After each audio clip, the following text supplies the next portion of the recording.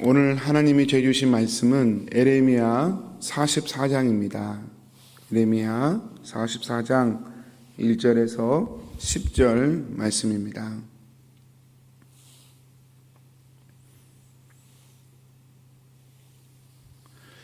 애굽 땅에 사는 모든 유다 사람 곧 믹돌과 다바네스와 놉과 바드로스 지방에 사는 자에 대하여 말씀이 에레미야에게 임하니라. 이르시되 만군의 여호와 이스라엘의 하나님께서 이와 같이 말씀하시니라.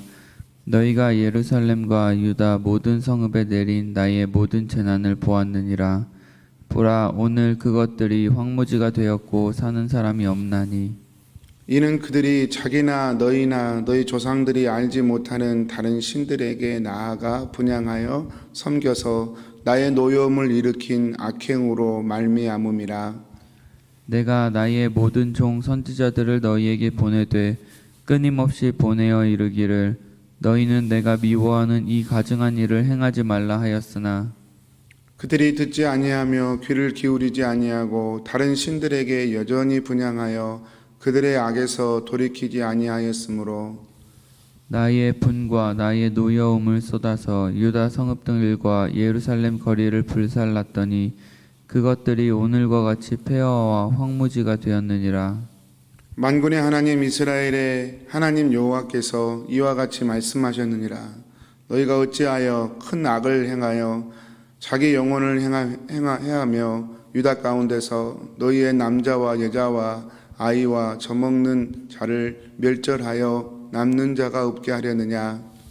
어찌하여 너희가 너희 손이 만든 것으로 나의 노여움을 일으켜 너희가 가서 머물러 사는 애굽 땅에서 다른 신들에게 분향함으로 끊어버림을 당하여 세계 여러 나라 가운데에서 저주와 수치거리가 되고자 하느냐. 너희가 유다 땅과 예루살렘 거리에서 행한 너희 조상들의 악행과 유다 왕들의 악행과 왕비들의 악행과 너희의 악행과 너희 아내들의 악행을 잊었느냐.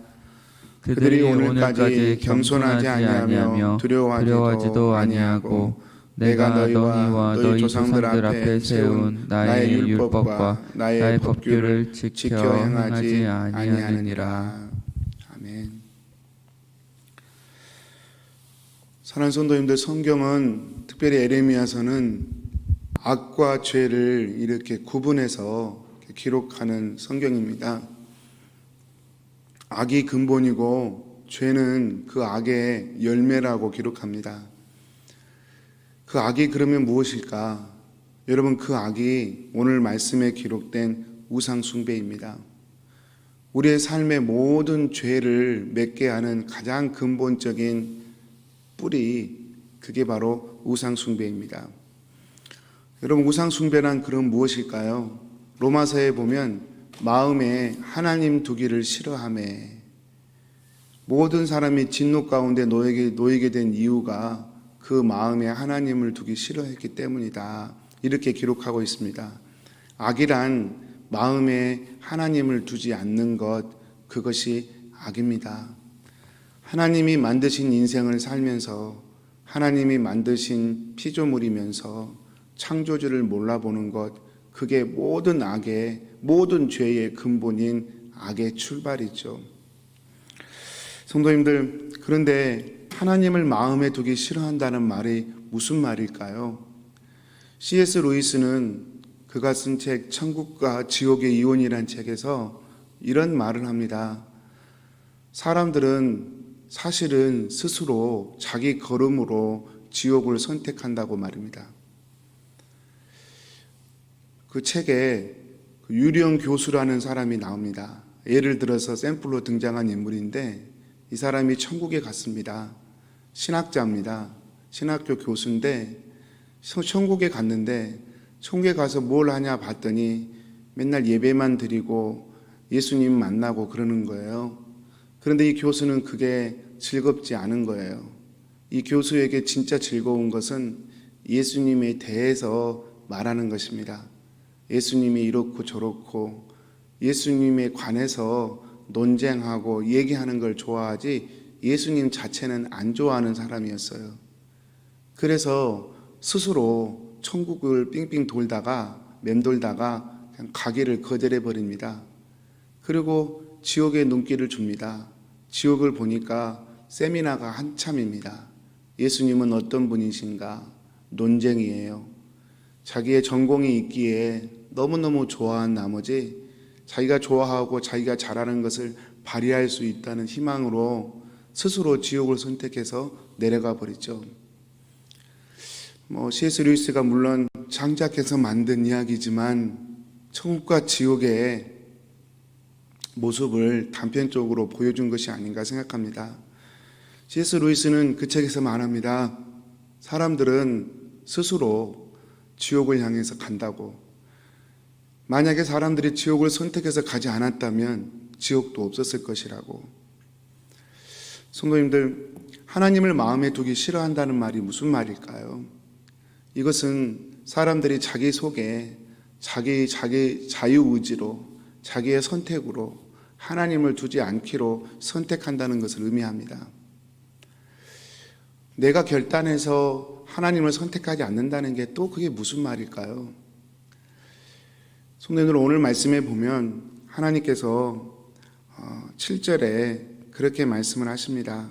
너희가 어찌하여 큰 악을 행하여 자기 영혼을 해하며 유다 가운데서 너희의 남자와 여자와 아이와 젖먹는 자를 멸절하여 남은 자가 없게 하려느냐. C.S. 루이스의 표현처럼 하나님이 되물으십니다. 이스라엘 백성들은 하나님이 예루살렘을 멸망시키고 남자와 여자를 멸절시킨 것이라고 생각하겠지만 하나님이 오히려 되물으시는 것입니다. 너희가 어찌 악을 행하여 그렇게 하려느냐. 여러분, 이게 참 이중 삼중으로 엉켜 있는 그런 개념이죠. 우리가 죄를 지으면 하나님은 우리를 심판할 수밖에 없으십니다. 그런데 결국 그 심판은 하나님이 내리신 것이 아니라 속을 들여다보면 우리의 죄가 우리를 심판하는 것이죠. 코로나도 그와 같은 일이라고 할 수 있습니다. 하나님이 우리를 다이렉트리 심판했다고 보는 것이 아니라 우리의 죄악이, 우리의 교만이 이런 바이러스를 불렀고 우리의 죄가 우리를 심판하는 형국이죠. 하나님은 그 위에서 섭리하시는 분이시고요. 그런 개념으로 지금 하나님께서는 이스라엘 백성들에게 묻고 계십니다. 왜 악을 선택해서 왜 큰 악을 그렇게 행하여서 스스로 화를 자초하느냐, 이렇게 하나님이 물으십니다. 이스라엘 백성들이 애굽을 선택하는 게 결국 우상 숭배의 문제였다는 것입니다. 그것은 잘못 판단한 것도 아니고 그것은 보지 못해서도 아니고 우상 숭배 때문이었다, 하나님은 말씀합니다. 성도님들, 에레미야서 말씀을 보면서 이스라엘 백성들이 왜 이렇게 답답할까? 왜 에레미야의 말씀을 그렇게 못 듣는 것일까? 성도님들, 못 듣는 이유가 있습니다. 이미 마음에 우상이 차 있기 때문에 그렇습니다. 마치 귀를 막고 있는 사람에게 아무리 소리쳐도 아무 소리도 들리지 않을 것처럼, 눈을 감고 있는 사람에게 아무리 무엇을 보여줘도 보이지 않는 것처럼 이스라엘 백성들의 마음 가운데 우상이 이미 들어차 있었기 때문에 아무리 하나님이 외치셔도 그들은 들을 수가 없었던 것입니다. 사랑하는 성도님들, 오늘날에도 우리의 신앙생활에서 이와 같은 일들은 동일하게 반복됩니다. 아침에 큐티를 해도 전혀 말씀이 내게 안 들어오고, 또 큐티를 안 해도 전혀 내 삶에 이상이 없고, 먹고 사는 것이 내 앞에 코앞에 문제라서 그 일을 온 생명을 다해 달려갈 수밖에 없는 형편이고, 사랑하는 성도님들, 우리의 삶이 어렵고 힘든 것은 정말 100번, 1000번 이해할 일이고 또 그럴 수밖에 없는 우리의 형편들을 우리가 다 알고 있지만, 그럼에도 불구하고 여러분, 우리 마음속 깊은 곳에 하나님이 계시면 우리는 말씀을 보아야 합니다. 볼 수밖에 없습니다. 아무리 힘들어도 아침밥은 먹어야 되는 것처럼, 아무리 힘들어도 먹고 사는 게 바빠도 숨은 쉬어야 되는 것처럼, 우리의 마음속에 하나님이 계시면 우리는 하나님의 말씀과 하나님과 기도하는 삶을 포기할 수가 없습니다. 만약에 우리의 마음속에 하나님이 가장 깊은 곳에 계시지 않는다면 그렇게 하지 않아도 괜찮은 것이죠. 또 그렇게 해도 그 의미를 알기가 어렵게 되는 것입니다.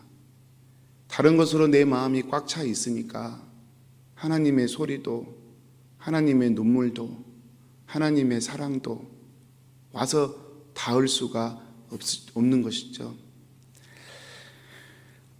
우리 믿는 사람에게 우상은 무엇일까?